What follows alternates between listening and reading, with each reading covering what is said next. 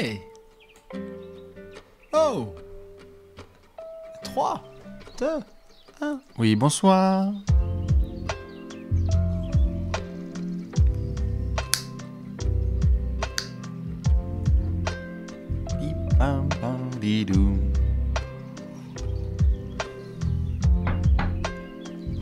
Bonsoir, bonsoir. Installez-vous tranquillou. On est bon. Parfait, on est en place. Bonsoir à toutes et à tous. Et on s'installe pour ce petit aller café protocolaire. Mercredi, Panzani, mercredi, c'est joli. On est ensemble, j'espère que vous allez bien où que vous soyez. On va tout installer ensemble pour passer une bonne heure en compagnie de la commu. Salut, merci Nakamura pour les petits subs. Bonsoir à toutes et à tous. J'espère que vous allez bien où que vous soyez. Là, je vous vois derrière l'écran. On peut presque même se check. Tes mains, clac. Où que vous soyez, sur votre PC, sur votre télé ou sur votre téléphone, petite lampée protocolaire. Grosse nuit de NBA. J'espère que vous avez vu les matchs. Putain, beau programme. Regardez-moi les dingueries qu'on a au programme. On va en reparler tout à l'heure. Cavs Bucks. Pour commencer la soirée, on va voir le Thunder Blazers. Shai, encore ligne de fond, que se passe-t-il? On va pouvoir se faire plaisir. On va même aller à Sacramento pour voir les Lakers sans Russell Westbrook essayer de jouer. On va voir Golden State essayer de tenir en déplacement. Lol. Contre Brooklyn. Bref, plein de choses qui sont attendues ce soir. Et donc avant, petite heure passée ensemble. Donc, vous connaissez les classiques. On va faire plein d'actu. J'ai des gros sujets à devoir mentionner avec vous. J'ai un magnifique quiz à vous proposer tout à l'heure.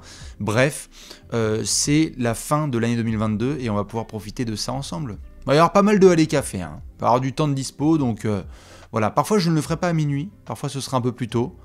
En fonction des disponibilités, mais on aura du temps à passer ensemble, parce que c'est ça qui est important. Je sais, il y en a qui sont en vacances ou pas? Ici, il y a toujours du boulot. Est-ce qu'il y en a qui sont en vacances? Peut-être en vacances scolaires. Si c'est le cas, attention à ne pas traîner trop tard. Je vous vois là. Regardez, ils sont là dans le quiz. Oui, il y en a qui sont en vacances scolaires. Non, ça bosse. Tous mes charbonneurs et mes charbonneuses, évidemment, courage à vous, ici pareil, hein, ça bosse tout le temps. Il n'y a pas de break, ni avec la NBA, ni avec Trash Talk, ma foi. Donc du coup, courage à vous, et celles et ceux qui sont en vacances, ou au chômage, et bien profitez bien de tout ça. Alors, on va respecter tout le programme, parce qu'on va faire les actus, on va parler de Hall of Fame. Oh, la QV 2023 qui s'annonce, si on ne fait pas de bêtises du côté du comité de sélection. On va reparler de tout ça. Avant, vous connaissez les classiques. Vous êtes où? Où êtes-vous au moment où on parle? Je vais remettre un peu de son, un peu plus de musique pour savoir. Y a-t-il des gens de France? Y a-t-il des gens d'ailleurs? Il y a des gens qui sont en vacances dans 48 heures. Allez, bonsoir ma team de Montréal, de Bordeaux. Salut aux copains de Belgrade, de Dunkerque, de Lyon, de Paname. Les gens de Paris sont là, je suis là, bonsoir à mes Bruxellois et Bruxelloises de Montrouge, de Nancy, bonsoir aux copains de Normandie, proche du cœur, moi aussi, Versailles, Amsterdam, c'est formidable, de Rennes et de Saint-Palais, de la Vendée, d'Auvergne, d'Aubais, Aubais-Buzet, il y a même des villes qui n'existent pas. Bonsoir à Sevran, à Montargis, salut à mes potos aussi... de Belgique, bien évidemment. La Belgique est là. De Maubeuge. Les gens sont sur leur canapé. Il y a des gens qui sont... Attention. Il y a des gens qui sont taquins. Je viens de voir un Buenos Aires dans le chat. C'est trop tôt. Hashtag too soon. Bonsoir aux gens du Chennai. Melun, de Francfort, la bise. Des USA, de Bourg-Palette. Allons-y, hein. Sors ta meilleure Pokéball. Dans le lit, tout va bien. Voilà. De Châteauroux. Évidemment, Châteauroux où a lieu Miss France et d'autres grands événements. Dédicace à Gilles Avrous. De New York, du canapé de Toronto, chez Martinez. Bon, bah c'est formidable. Où que vous soyez, la bise. On va évidemment commencer avec les classiques. Je vous montre un petit point classement. Un petit point classement parce que, ça n'arrête pas de bouger. Vous avez vu comment ça bouge? Il y a quelques jours, on avait Boston numéro 1 et on avait Memphis numéro 1.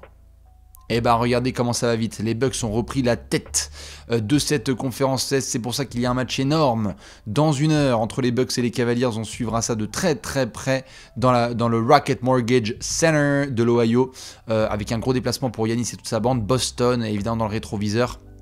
Voilà pour la conférence Est, toujours cet anticyclone hein, entre les places 6 et 9, hein, les Knicks qui ont réussi à créer une petite distance, mais Atlanta, Miami et Indiana essayent de se dépatouiller tout ça en attendant que Toronto essaye de remporter un match ce soir. Gros test justement pour les Raptors qui se sont relancés un petit peu dans la manière face aux Sixers et qui espèrent faire chuter les indétrônables, les intouchables Knicks sur 8 victoires consécutives. Tout va très bien du côté de Gotham. Détroit ferme la marche avec Charlotte, ça ne bouge pas. Orlando, ça va mieux, il y a eu une petite défaite là, mais sinon, on a vu de récents succès tout à fait sympathiques. En termes de TTFL, je crois que je pars sur DeMar DeRozan. On aura l'occasion d'en reparler. Dans la conférence Ouest, nous avons un nouveau leader. Attention, spoiler, on va en reparler. De Nikola Jokic et des Denver Nuggets, joueurs de la semaine en titre. Ils continuent ces dingueries. Les Grizzlies sont pas très loin, à égalité, hein, 19 victoires pour 11 défaites. Les Pélicans sont pas loin, eux non plus. Les Suns à la bataille. Et alors là, bienvenue dans la conférence Ouest. Hein. Le Thunder, ils sont en 13-18. Vous êtes dans le top 6 si vous êtes en 18-14. Donc c'est vraiment un tout petit écart de rien du tout. Regardez comment c'est serré. Une seule bonne streak et ça va mieux. Minnesota a été dans la mouise. 3 victoires de suite. Ça y est, on respire. Les équipes régulières se permettent de tenir. On avait même les Pélicans qui étaient tout en haut. Les Suns ont chuté. On a les Clippers qui se maintiennent un tout petit peu. Donc on va voir ce que ça représente dans les prochaines semaines. En tous les cas, San Antonio et Houston continuent de se tabasser. Bataille d'infirmes! Continue à se tabasser dans les tréfonds de la conférence Ouest. Énorme bataille à venir entre Charlotte, Détroit, Houston et San Antonio. On va voir. Tiens, allez, je vous prends de court là. Charlotte, Détroit, Houston, San Antonio. Qui aura le pire bilan de la NBA à la fin de saison? Là, en l'état, là, on a vu du LaMelo Ball de retour, du Gordon Hayward. San Antonio s'est repris.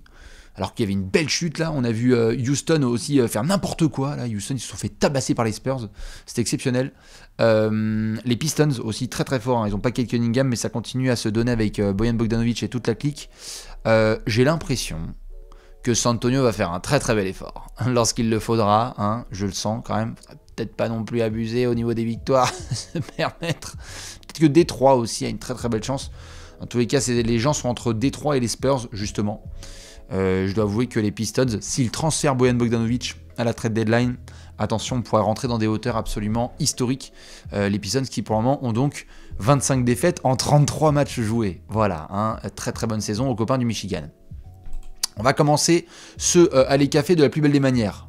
Est-ce qu'il y a des gens qui suivent Trash Talk depuis longtemps, ou des gens qui s'intéressent au basketball depuis longtemps et qui savent à quel point la journée qui vient de s'écouler était importante? Ouh là là, je vous prends de court. C'est interro surprise, interro général. Pourquoi le 21 décembre était si important? Hein?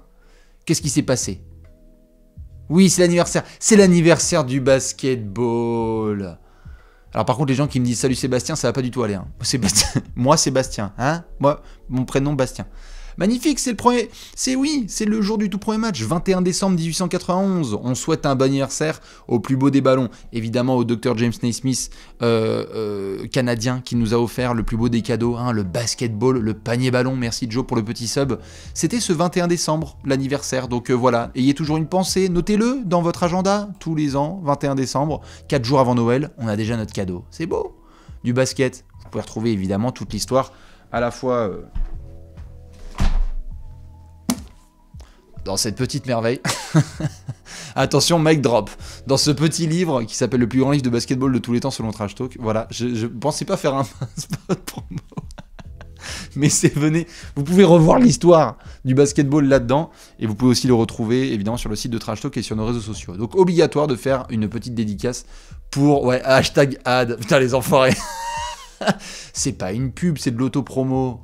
Vous n'êtes pas drôle. Par contre, hashtag ad. Là-dessus, vous êtes bon. Vous le voyez ici, au-dessus du chat, c'est sponsor NBA League Pass. Je vous rappelle que ce dimanche 25 décembre, on aura plein de merveilleuses rencontres. Est-ce que vous allez être devant les matchs de Christmas? À midi, on aura bien évidemment à 18h, hein, midi aux États-Unis, on aura à 18h un Sixers Knicks de folie furieuse. Ensuite, Mavs Lakers, OMG, hein, à heure française tout à fait sympathique. Les Celtics face aux Bucks. Pop. Ça va être absolument dingo. Les Warriors face aux Grizzlies, les Nuggets face aux Suns. Je vous rappelle évidemment que vous pouvez retrouver tous ces matchs, notamment sur notre cher NBA League Pass. On en a fait des tutoriels dans tous les sens. Donc vous pouvez retrouver ces tutos sur le site de Trash Talk, il y a des promos, il y a plein de choses à retrouver, et notamment le fait que sur le League Pass, on a des petits prize drops qui sont tombés pour la version annuelle. Donc voilà, si vous voulez vous faire plaisir, n'hésitez pas, 25 décembre, on a 5 très très gros matchs, moi je sais que je serai devant, hein. Ça va tweeter tout un tas de dingueries. Je sais pas s'il y aura un les cafés le 25 décembre, je vous cache pas que le 25 quand même, je vais pas sortir de table et dire excusez-moi je dois vous laisser parce que j'ai la commu avec qui je dois faire un live... Bonjour à ma team de Casablanca, ça va être un peu compliqué. Ceci étant dit... Oh! Oh!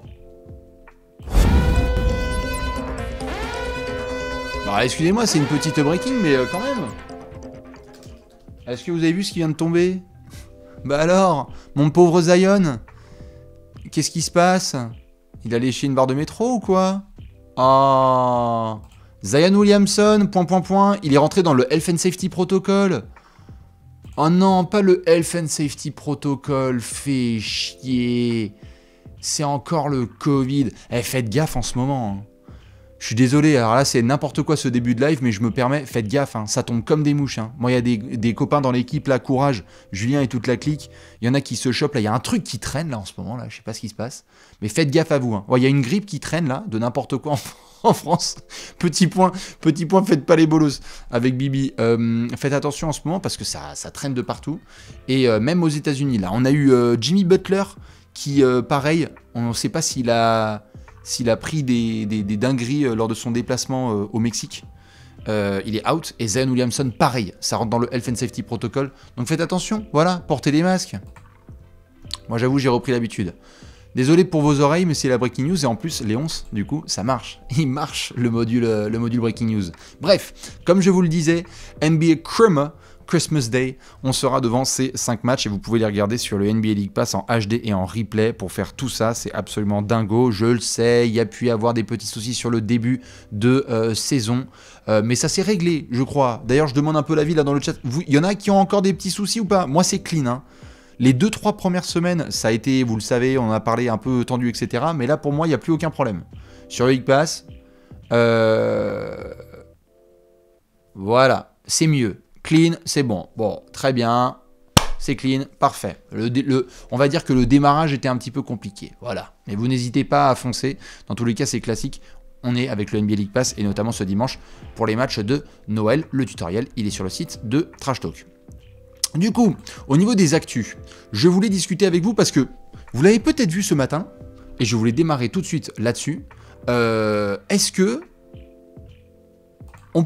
qu'on peut se pencher sur cette question? Vous avez vu, on a fait un point MVP avec Alex l'autre jour où on a dit, oui, Giannis et Tatum, ils sont leaders. Je crois que Alex, il a mis Kevin Durant en 3. Je crois que j'ai placé un Joel Embiid en 3.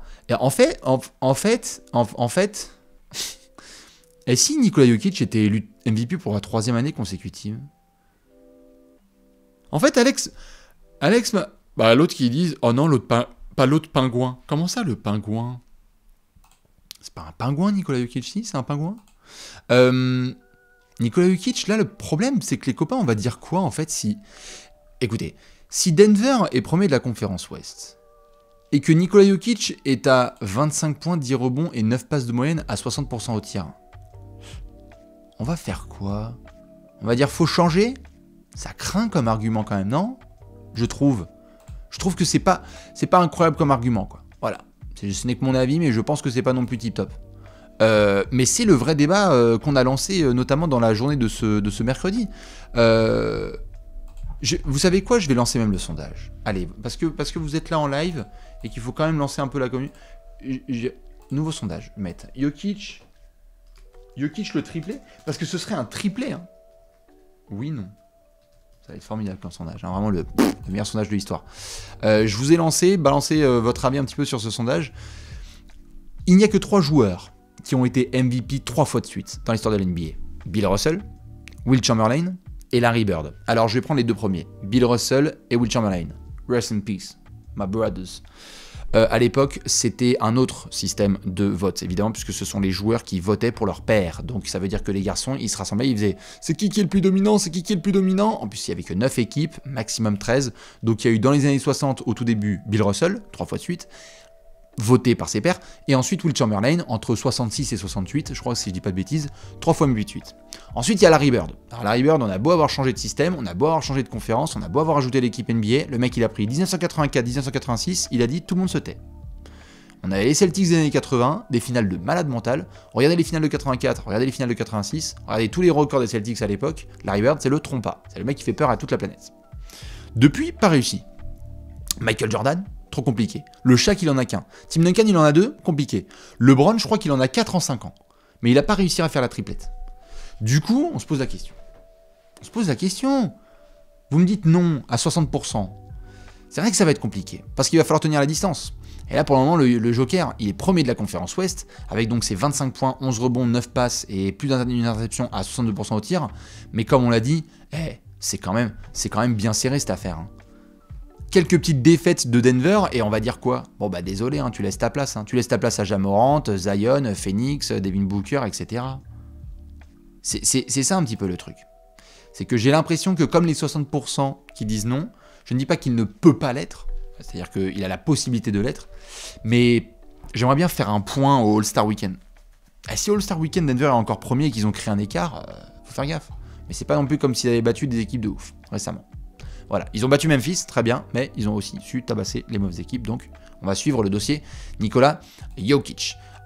Autre question que je vous pose, qui était sur le site de Trash Talk, d'ailleurs n'hésitez pas à foncer sur le site de Trash Talk au quotidien avec cet article de Enzo qui notamment nous a parlé de Brook Lopez, et la question est la suivante, puisque Zach Lowe de chez ESPN en parlait dans son dernier podcast. Est-ce que vous pensez que Brook Lopez pourrait être All-Star cette saison? Les Bucks sont leaders de la conférence Ouest et il régale Brook Lopez, il est dans le lead de la course aux défenseurs de l'année. Déjà de base, j'ai l'impression que la question c'est surtout de savoir, y a-t-il 2 représentants des Bucks? Parce que vous savez, ça joue souvent comme ça. Est-ce qu'il y en a qu'un? C'est Giannis. S'il y en a 2, ça me semble pas être Jrue Holiday, ça me semble pas être Chris Middleton, et ça sera pas Bobby Portis. Donc ça peut être Brook Lopez. Le truc c'est que aujourd'hui, si vous prenez Brook Lopez, je vous pose la question. Miami n'est pas très bien placé dans la conférence Est. Voilà, la saison est plutôt éclatée chez le Heat, c'est comme ça.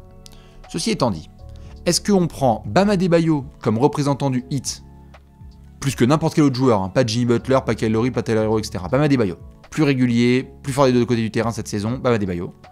Ou Brook Lopez en deuxième représentant des Bucks. Mon cœur balance. Moi j'ai l'impression de pouvoir dire Bam. Mais si la NBA considère, et les coachs considèrent que Brook Lopez a sa place, c'est pas, qu'on soit d'accord, c'est pas, les gens prennent plutôt Bam Adebayo, je suis d'accord.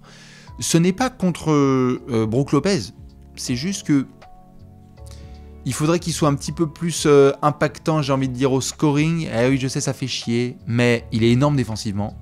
Et je me demande si les coachs s'arrêteraient, entre guillemets, à ça. Il y a du très beau scoring et de la défense, évidemment, mais j'ai l'impression que dans la production, on se dirait « Ah, flûte, corne-flûte, il nous faudra autre chose ». En tous les cas, j'ai l'impression que vous mettez plutôt Bam et que Brook Lopez, ce sera compliqué. Ce qui n'empêche que Brook Lopez fait une saison de malade mental et que ça méritait de le souligner. Autre question, puisqu'on a voulu poser des questions aujourd'hui sur le site de Trash Talk. Shai Gilgeous-Alexander est-il le joueur le plus clutch de toute la NBA? On a des stats qui commencent à tomber sur le fait que Shai est complètement dingue. Regardez cette bêtise. Cette année, rien que sur la saison là, il y a 3 shoots qui sont quasiment de la gagne, parce qu'il a assassiné évidemment les Wizards, il a assassiné récemment les Blazers. Shai Gilgeous-Alexander, c'est très très violent. On vient d'avoir un nouveau trophée en NBA, le Jerry West Trophy. Pour ceux qui l'ont vu, on était là, oui, c'est qui le joueur le plus clutch? Shai, là, il est en train de mettre une main et demie sur le trophée. Très très très fort. Bonsoir aux Barcelonais et Barcelonaises qui sont là. Shai, j'ai l'impression qu'on va le retrouver au All-Star Game, ça je suis d'accord, mais est-ce que c'est le joueur le plus clutch? Le débat a lieu. En tout cas, cette saison, parce qu'on revient souvent sur ces histoires de oui, Damian Lillard, Steph, KD, etc. Oui, intrinsèquement, ces gars-là ont de la glace dans les veines. Mais dans les faits, dans ceux qui ont assassiné des gens cette saison, je vois pas qui c'est. Est-ce que vous avez des noms là qui vous viennent de joueurs qui ont vraiment, hormis AJ Griffin, des gens qui ont vraiment assassiné des équipes avec des shoots de la gagne? Plusieurs. De'Aaron Fox a été clutch. Andrew Nembhard, Kyrie, bon, Donovan Mitchell a été clutch plus d'une fois, ça je suis d'accord. Donovan Mitchell, j'aime bien. Tatum a confirmé, Tyler Hero a pu aussi respecter le game. Mais vous voyez, il n'y a pas non plus Colomani. C'est trop tôt, faites pas ça.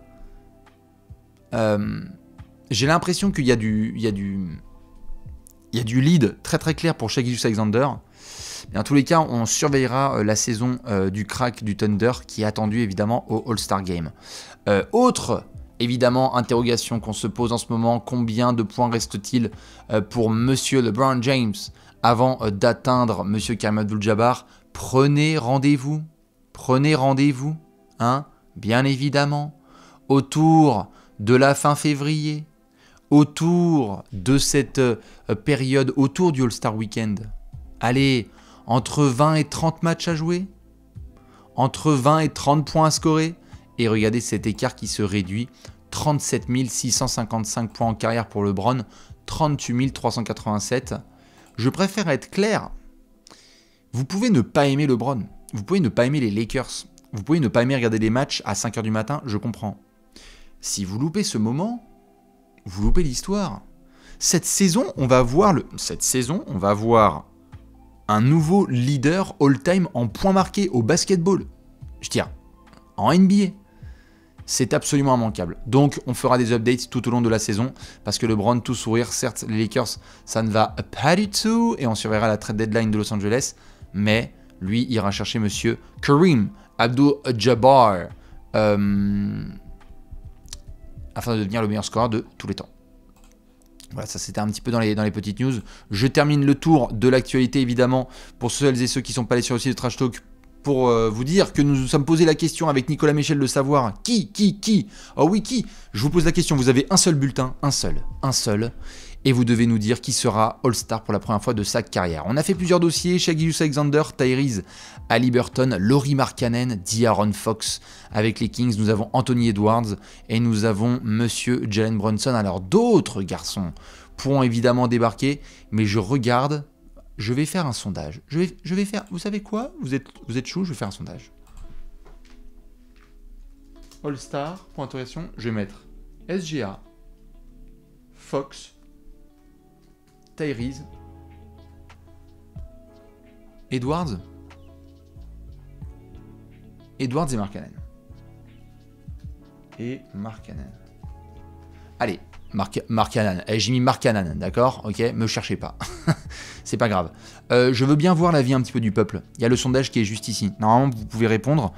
La plupart des gens, quand même, vont voter pour Shai Gilgeous-Alexander. Et moi, je ferai partie de ces gens-là. C'est fou quand même. Sur un sondage à 5 entrées, vous êtes plus de 70%. Plus de 70% à voter pour Shai Gilgeous-Alexander. Pourtant, ce ne sont pas des fans du Thunder. Les fans du Thunder sont nombreux, mais voilà. Je sais que Jalen Brunson a l'occasion de discuter, mais Brunson va peut-être se marcher sur les pieds avec Monsieur Julius Randle. Et alors, deux représentants des Knicks au All-Star Game, voilà. Pose cette bouteille, Gérard. Nous sommes d'accord en tout cas. Shai Gilgeous-Alexander représente le dossier le plus évident pour être All-Star pour la première fois. Il va y avoir une bonne bataille dans les deux conférences. Ce sera à surveiller de très près. Pour continuer dans les petites infos, puisque sur le sondage, on est d'accord, vous êtes plus de 70% à dire Shai, première fois All-Star de sa carrière.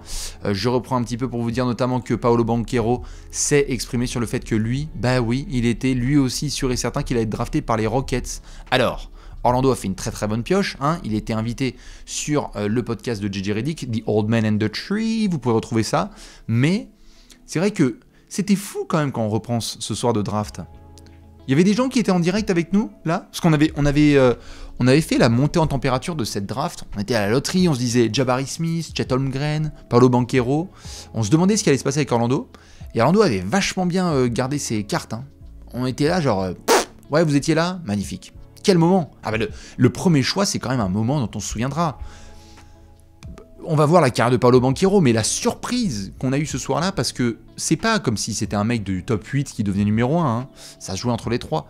Mais ouais, la tête d'Alex était incroyable, je suis d'accord. Bah oui, parce qu'en fait, nous on était d'accord dans les profils sur le fait que Paolo Banchero était trop fort. Et d'ailleurs, il le confirmera d'ailleurs en Summer League et en NBA, hein, avec le début de saison qu'on lui connaît. Mais quand vous... Il y a des fans de Houston là qui sont dans le coin. Je sais pas s'il y a des fans de Houston qui sont dans le coin. En vrai, Jabari Smith est super. Et moi, j'en ai parlé dans la course au rookie de l'année. Je pense qu'il va faire une belle carrière, etc. Mais les fans des Rockets, regardons-nous clairement dans les yeux. En mai et en juin, en sortie de loterie, jurez sur votre tête que vous n'étiez pas en train de faire des montages Paolo Banchero avec le maillot des Rockets. C'était partout. Il y avait on était en train de parler de l'association de Jalen Green, Paolo Banchero à toutes les sauces. À toutes les sauces. On avait des montages de tout part. Ça ne parlait que de ça. C'était ouf. C'était ouf. Oui, mais on a vite changé de camp. Très bien. C'est ce qu'on appelle l'adaptation des fans des Rockets. Mais il faut s'adapter vu que vous êtes dernier de la conférence Ouest. Allez, ça c'est cadeau.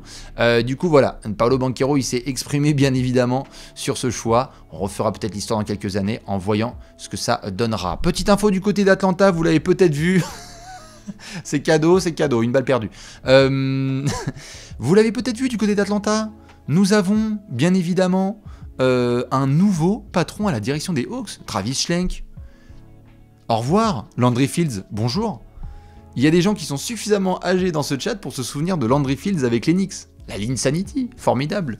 Landry Fields, qui a intégré le management d'Atlanta en tant que general manager il y a quelques mois, a commencé à faire ses petits pas. Il était notamment co-responsable de l'arrivée de Dejounte Murray, de la draft d'A.J. Griffin et d'autres petits mouvements.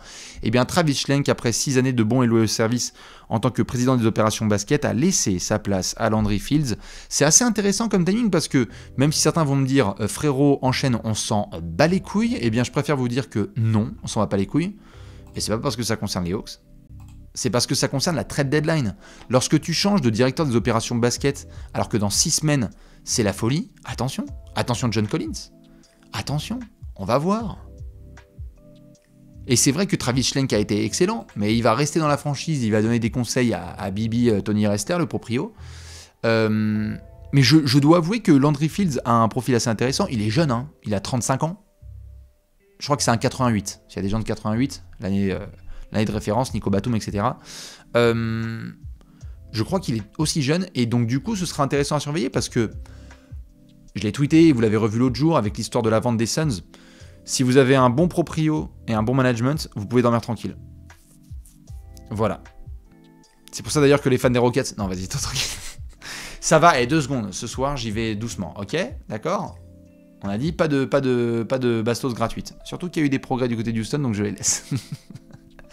Mais voilà, ça fait un petit changement du côté d'Atlanta. C'est à surveiller de très très près. Et donc on verra ce que ça va donner. Mais oui, Travis Schlenk rentrera dans l'histoire quand même comme étant celui qui a drafté Luka Doncic et l'a transféré après contre Trae Young. J'adore Trae Young, hein, mais celle-là, j'étais pas sûr. On verra l'écart des deux, mais celle-là, j'étais pas sûr. Et pourtant, je suis un giga fan de Trae Young. Voilà. Oui, Atlanta a gagné le deal. Nous sommes d'accord. Non mais ça va leur prendre du temps, mais ils vont comprendre. Voilà un petit peu pour les actus. Du coup, on va pouvoir passer au plat principal. Parce que après, je ferai un gros quiz avec vous. Et alors le quiz, vous êtes pas prêts. On va pouvoir passer au plat principal. Et donc, je vais notamment séquencer cette partie pour la mettre sur YouTube. Hein, avoir une grosse partie dédiée à cette partie-là. Donc, vous savez quoi faire, vous qui êtes là depuis longtemps sur Twitch. Je vais faire clap et ensuite vous pourrez dire bonjour YouTube, hein, dans le chat, parce que je sais que vous êtes des loulous. Voilà, donc petit café, et ensuite on va parler de Hall of Fame. Du Hall of Fame. Ok, les gens sont prêts? On est bon? 3, 2, 1...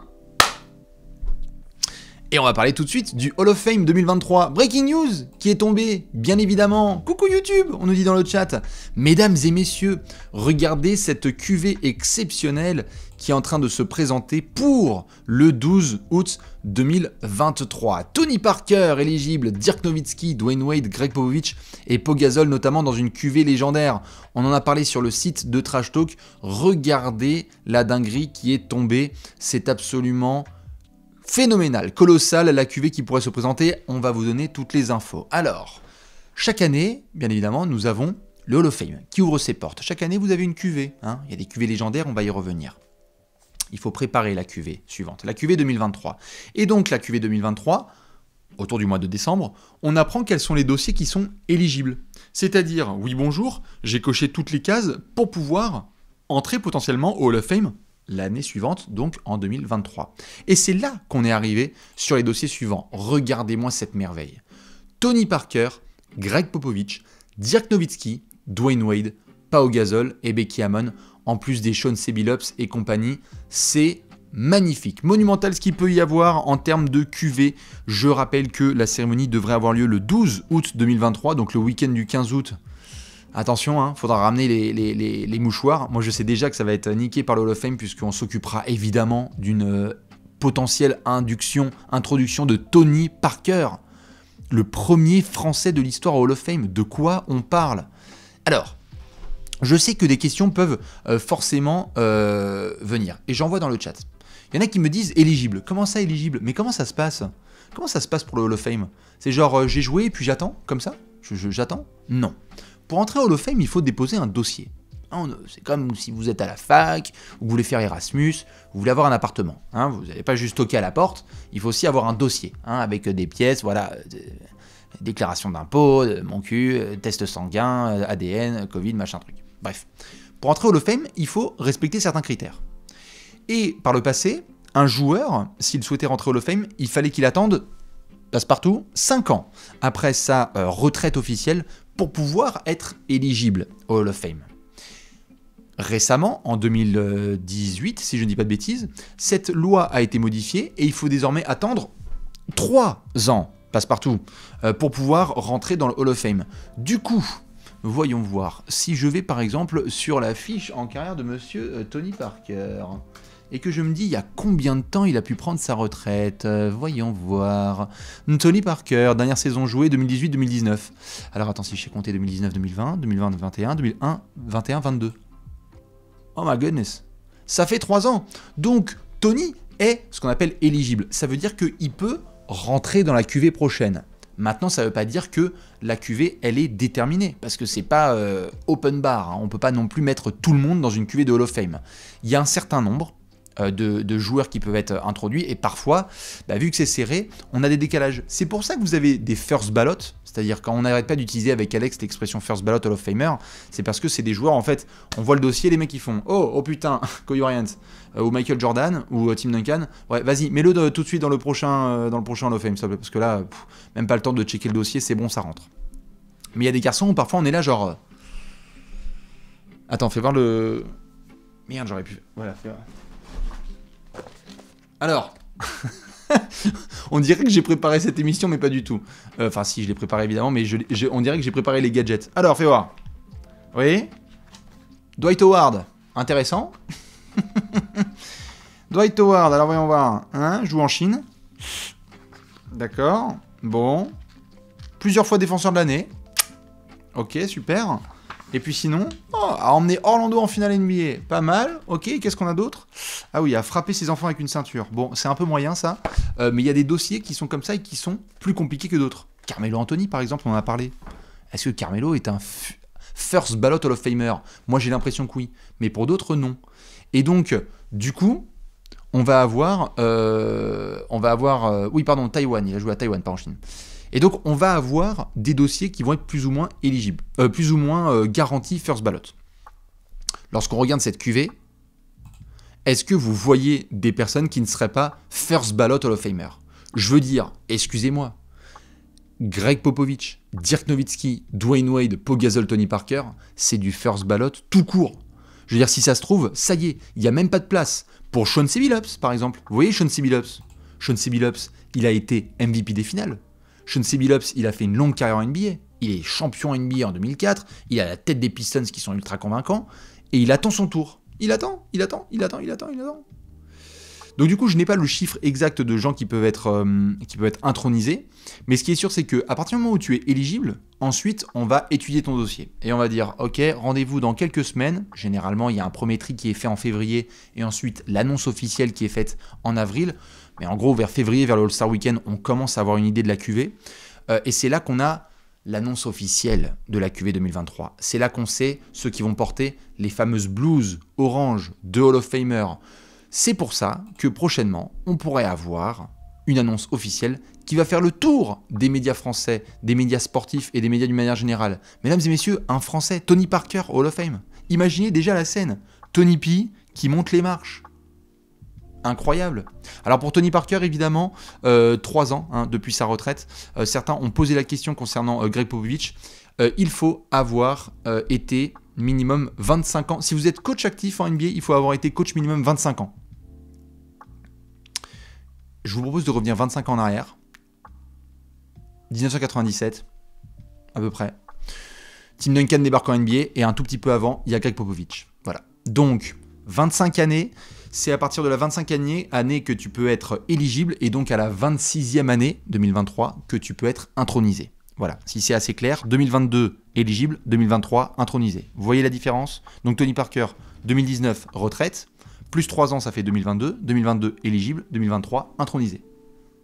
Retraite, éligible, intronisé. Retraite, éligible, intronisé. Voilà, si c'est un peu plus clair, voilà ce que ça donne. Du coup, on peut quand même avoir une cuvée de dingue. Et alors la grande question qu'on se pose, quelles sont les plus grandes cuvées de l'histoire du Hall of Fame? Parce que oui, forcément, quand on voit un groupe comme celui-là, on peut se dire OMG, Dirk Nowitzki, c'est top 30 des meilleurs joueurs de toute l'histoire. Dwayne Wade, c'est top 30 des meilleurs joueurs de toute l'histoire. Pau Gasol et Tony Parker, c'est top, pour moi, 75. Mais apparemment, les Américains sont pas d'accord. Top 75 des meilleurs joueurs de tous les temps. Allez, top 100 si vous voulez. Greg Popovich, c'est top 1 pour moi, ou top 3 si vous voulez, coach de tous les temps. Becky Hammon, en WNBA, c'est complètement dingue ce qu'elle a fait. En termes de carrière, elle a eu un impact colossal. Et donc, au-delà de son côté coach qu'on a pu voir et assistante aux Spurs, on lui souhaite une longue carrière. C'est dingue, c'est un sans faute, cette cuvée.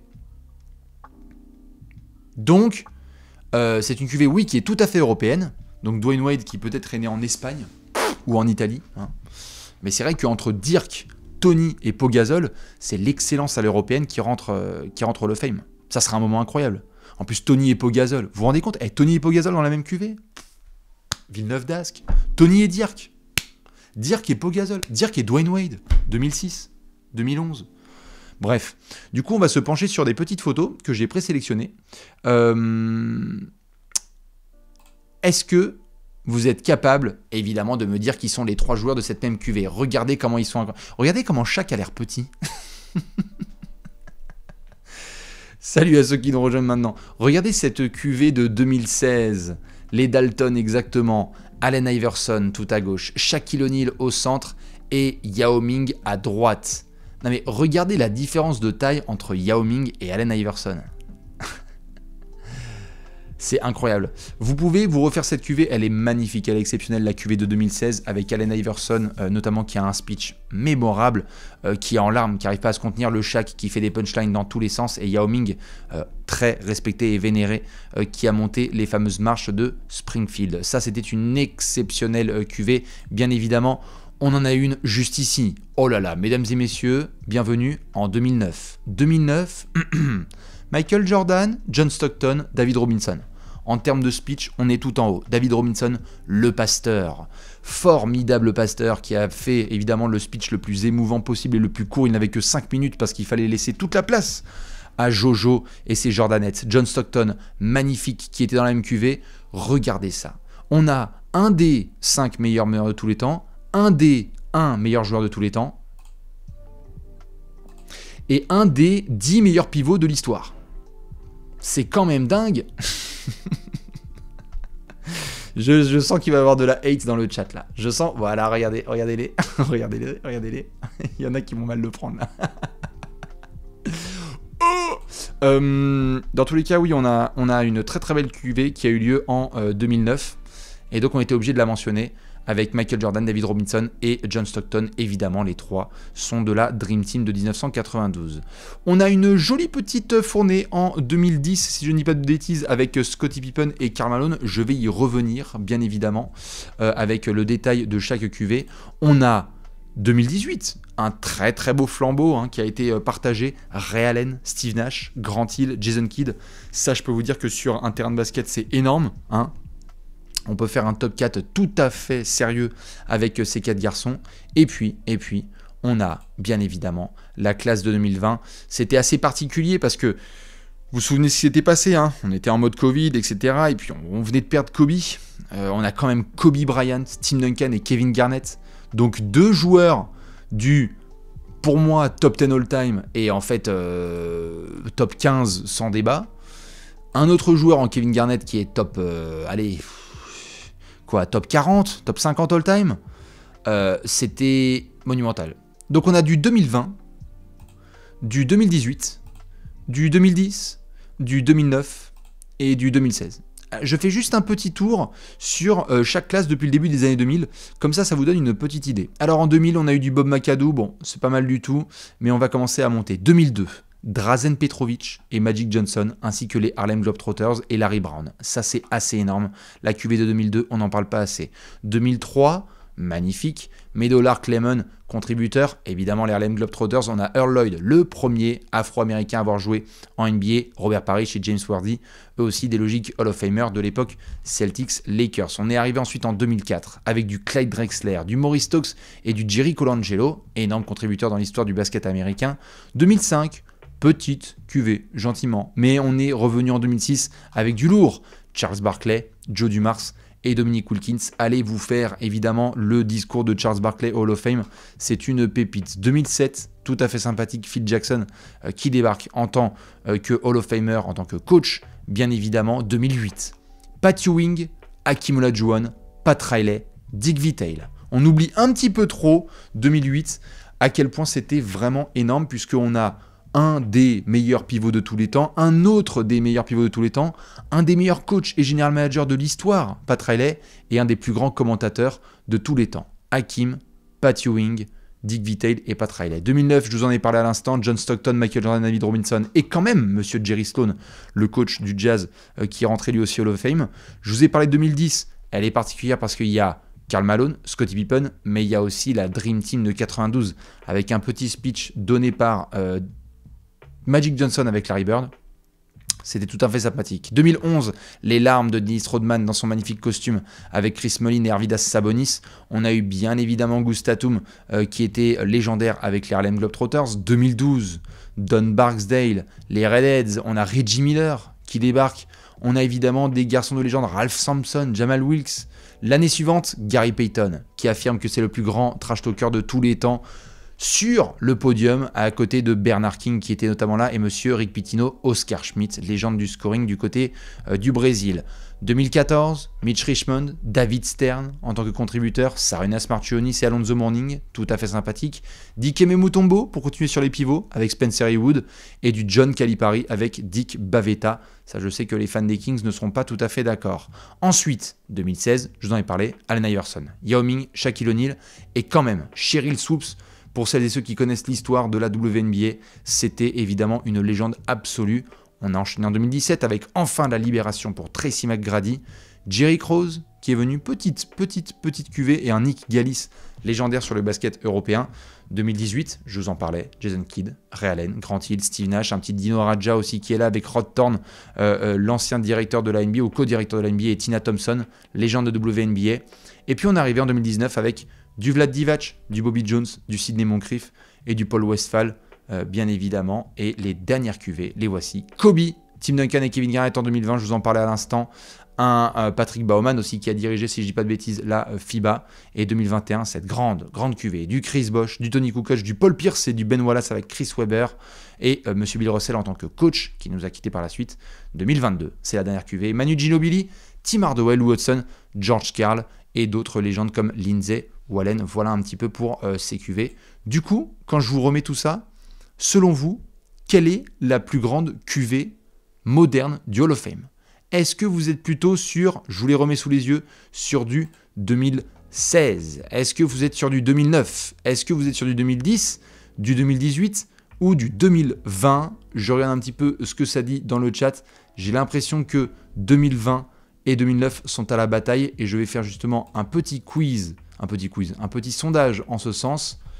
Je vais mettre HOF pour interrogation, je vais mettre 2009, 2020, 2018, 2016 et 2010, je crois que c'était. Allez, je commence le sondage. À vous de répondre dans le sondage pour voir un petit peu ce que ça donne. car 2020 et 2009 sont à la bataille. C'est vrai qu'entre Kobe, Duncan et Garnett, et de l'autre côté Jordan, David Robinson Isaiah Thomas et John Stockton, c'est vrai que c'est assez énorme. À voter, qu'est-ce que ça dit? 2020. 2020 est en train de l'emporter. Ouh, ça devient un petit peu serré. Moi, j'avoue, à titre perso, c'est 2009. Il y a Jordan. Voilà, il y a le Jordan même. Enfin, ça vient de là notamment. Il y a les discours de David Robinson. Le discours de David Robinson est exceptionnel. Et quand même, on oublie Jerry Sloan. Jerry Sloan fait partie des meilleurs coachs de tous les temps. Donc, en termes de joueurs, vous pouvez discuter avec 2020.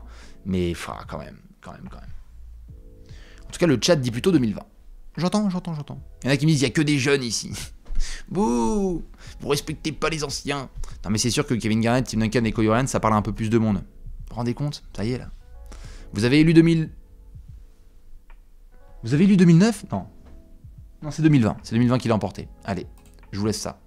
Donc voilà pour ce petit point Hall of Fame. On va suivre dans les prochaines semaines les dossiers de Tony Parker, Greg Popovich, Dirk Nowitzki, Dwayne Wade, Pau Gasol et Becky Hammon. Ce sera évidemment à retrouver sur le site de Trash Talk. On suivra évidemment cette grande cérémonie qui a confirmé, mais sera attendue autour du 12 août 2023. C'est dans longtemps.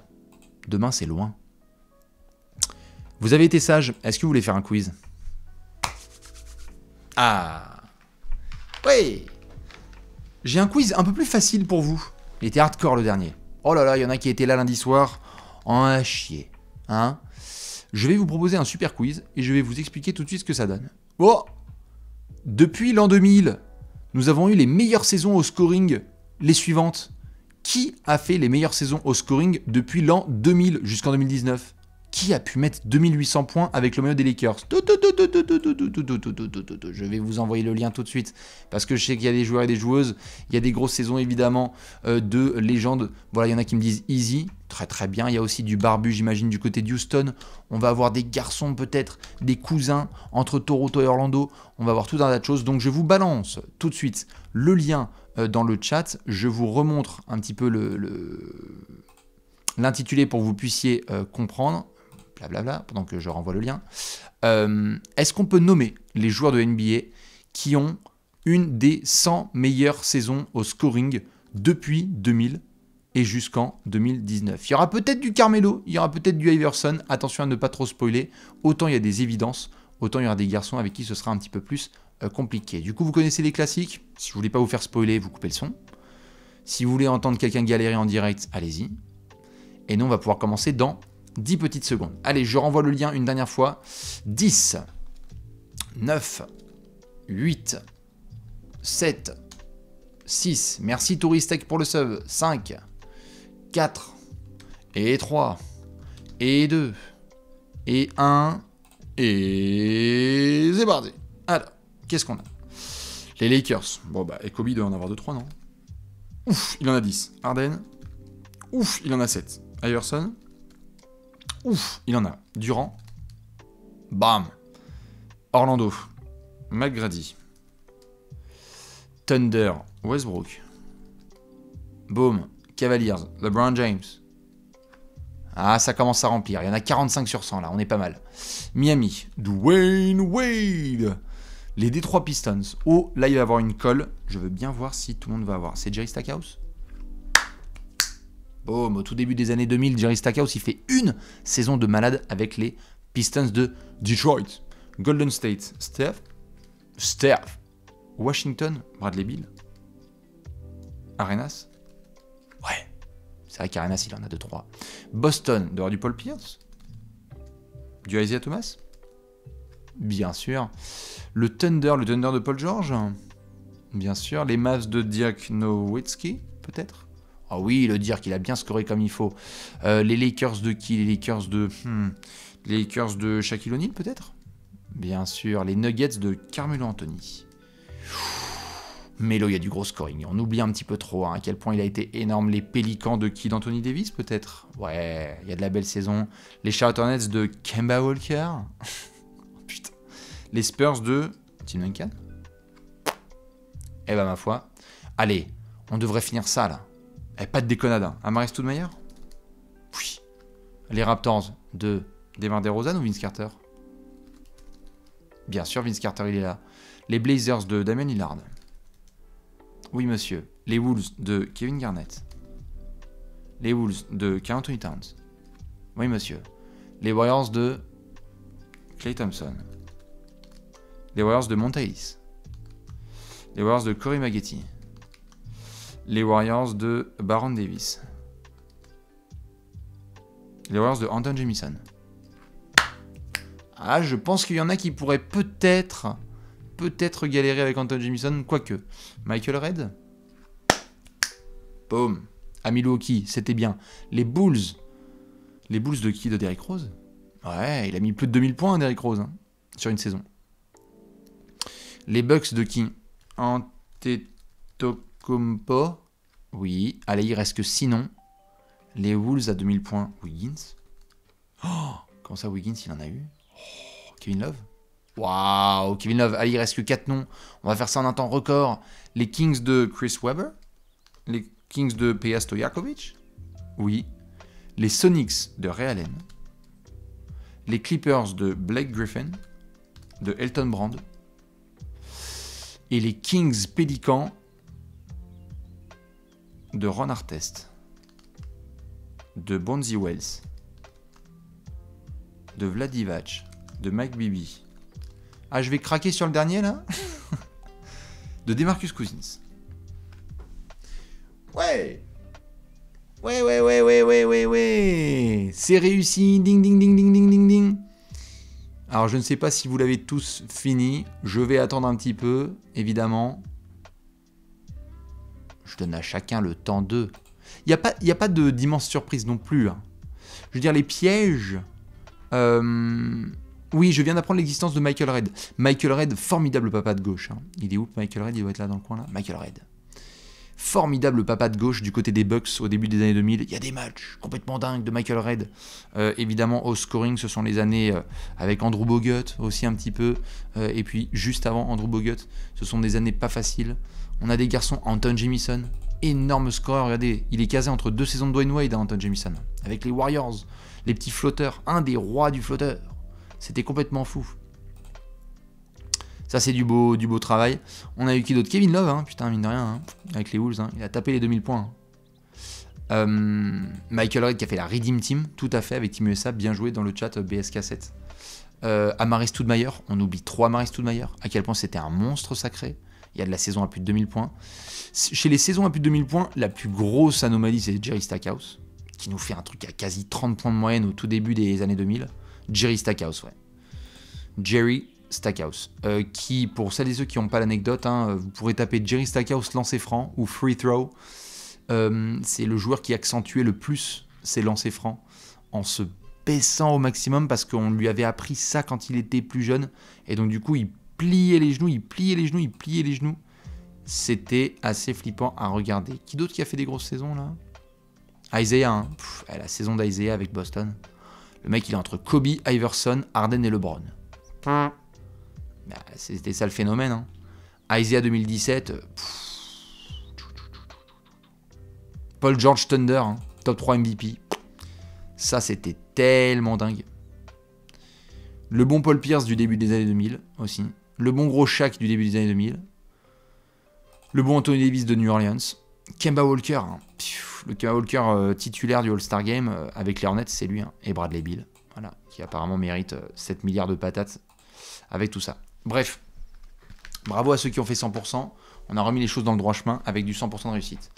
Bien évidemment, je vous rappelle, pour celles et ceux qui sont en train de le finir, que nous avons donc les matchs de Noël ce dimanche. Sixers contre les Knicks, Lakers en déplacement à Dallas, les Celtics qui vont recevoir Milwaukee, les Warriors qui vont tenter de se battre face aux Grizzlies, et Denver qui va accueillir Phoenix Suns and Fao. On va pouvoir bien évidemment regarder tout ça de très très près, et si vous le souhaitez, vous pouvez vous abonner au NBA League Pass qui est en pleine forme, en pleine bourre. Moi je vais être dessus dans quelques minutes pour aller regarder les matchs notamment de ce soir. Vous n'hésitez pas. Et puis si vous avez des questions comme d'hab, parce que je vois qu'il y en a qui m'en balancent parfois sur les réseaux, allez-y, hein, on fait un peu de SAV parfois. Moi ça me dérange pas quand on pose des questions un petit peu. Je peux pas répondre à tous, mais on répond à un maximum de questions. Voilà. Sur ce, je vais faire une toute petite session prono juste ici, là, tranquille, en balle, histoire de balancer des pronos dans les airs. Mais avant ça, je profite des 1500 personnes qui sont là et des milliers qui sont en replay pour vous dire, attention, rendez-vous ce week-end sur Trash Talk. Je n'en dirai pas plus, mais je préfère vous dire, rendez-vous ce week-end. Voilà. Je dirai rien de particulier, de supplémentaire. Soyez au rendez-vous.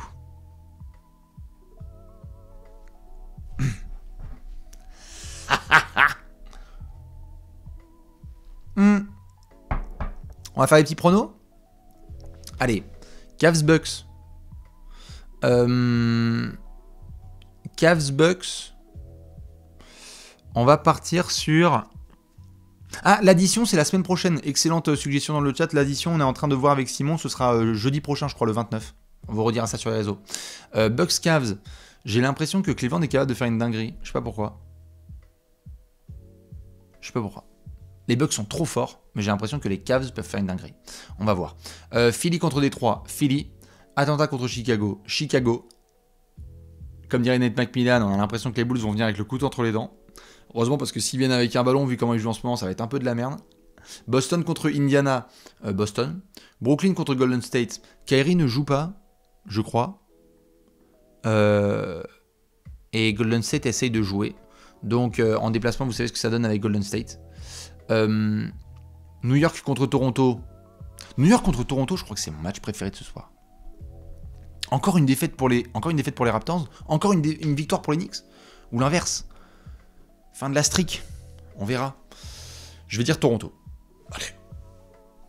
Houston contre Orlando, la bataille des rookies. Ce sera à suivre évidemment. Minnesota contre Dallas pour voir si Luka Doncic est capable de jouer 3 quarts temps sans prendre de fautes techniques. OKC contre Portland. Shai Gilgeous au buzzer. Je vais donc dire Dallas et Portland pour se rattraper. Sacramento qui devrait étrier les Lakers si je ne dis pas de bêtises. Et enfin les Clippers qui affrontent les Hornets avec Ivica Zubac en TTFL si vous l'avez ou pas. Ce sera très probablement le best pick. Voilà, sur ce, je vais vous faire des bisous. Merci à celles et ceux qui étaient là, présents encore une fois sur Twitch pour vivre ce Allez Café tous ensemble. Je vous remercie, vous donnez à chaque fois plein de force dans les commentaires, où que vous soyez, dans votre lit, dans votre canapé. Si vous allez regarder les matchs de NBA, eh bien à tout de suite. Moi je fonce sur Twitter et on va se régaler. Vu le programme qu'on a, ça va être une dinguerie. Merci à Léonce comme d'hab à la prod. Merci à toutes celles et ceux qui ont balancé des subs. Ça fait toujours plaisir. Prenez soin de vous, faites gaffe, comme je l'ai dit, le masque, hein, il y a une grippe qui tombe en ce moment là dans tous les sens, donc la chopez pas, sinon ça va niquer vos fêtes de fin d'année.